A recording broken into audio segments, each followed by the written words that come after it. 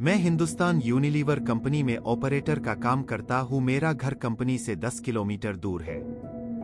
मेरे पास एक बाइक जिससे मैं अपना घर से कंपनी और कंपनी से घर का सफर पूरा करता हूँ। एक दिन ऑफिस से घर जा रहा था तो रास्ते में मुझे मेरे कॉलेज, जिसमें मैंने अपनी ग्रेजुएशन पूरी की थी, के बाहर एक लड़की दिखाई दी जो मुझे देखकर मुस्कुरा रही थी। मैंने उसे टालते हुए मैं घर की ओर निकल पड़ा।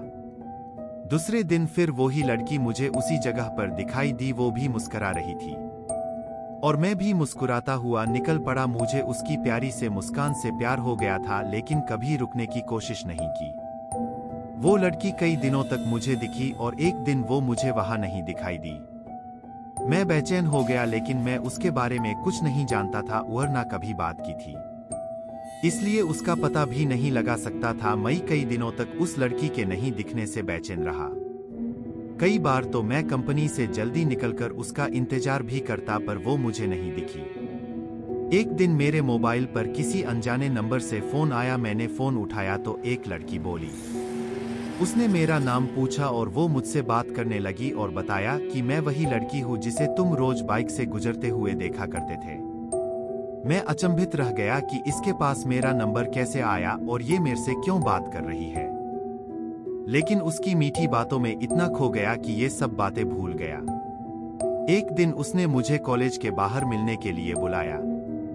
मैं और मेरा दोस्त हम दोनों बाइक पर उससे मिलने को गए, क्योंकि कभी मैं लड़की से अकेले नहीं मिला था तो घबरा रहा था।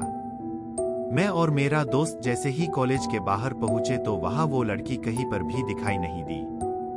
मैंने काफी फोन लगाया, लेकिन फोन स्विच ऑफ था। मैं घर लौट गया और घर में घुसते ही उसका फोन आया तो मैंने गुस्से से कहा कि हम वहां पर आपका इंतजार कर रहे थे, आप क्यों नहीं आई? तो उसने कहा कि तुम अपने दोस्त को क्यों साथ लेकर आए थे, मुझसे अकेले मिलने आना। मैंने कहा ठीक है। अगले दिन सुबह सुबह मैंने उसके फोन लगाया, लेकिन उसकी मम्मी ने फोन उठा लिया। मैं एक बार तो डर गया, लेकिन कॉलेज के प्रोजेक्ट का बहाना कर उससे बात करने को उसकी मम्मी से कहा। उसकी मम्मी ने कहा पागल हो गए हो क्या, प्रिया को मरे तो 3 महीने हो चुके हैं। मैं हक्का बक्का रह गया और मेरे हाथ से मोबाइल छूट गया और मैं बुरी तरह कांपने लगा। मैंने सोचा कि जिस लड़की को देख रहा था और जिससे मैं बात कर रहा था वो एक आत्मा थी। मुझे फिर भी विश्वास नहीं आया।